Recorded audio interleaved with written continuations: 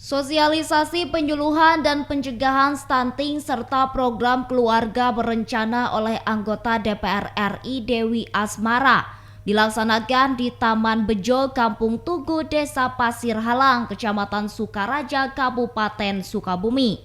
Anggota DPR RI Dewi Asmara mengatakan program ini merupakan keseriusan pemerintahan membantu cegah stunting bagi balita dan ibu hamil. Dewi Asmara menyebutkan sosialisasi dan penyuluhan ini agar kaum ibu rumah tangga menambah wawasan cara mencegah stunting.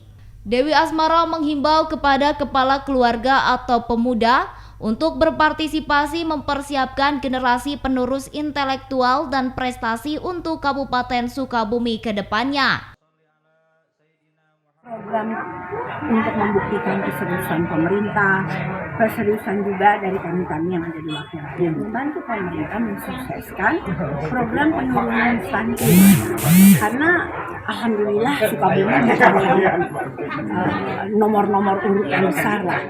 Adapun sarana dan poin sosialisasi yaitu mengatasi masalah pernikahan dini, jaga lingkungan bersih, kenali asupan gizi bagi perempuan berencana hamil, dan memperbanyak asupan gizi.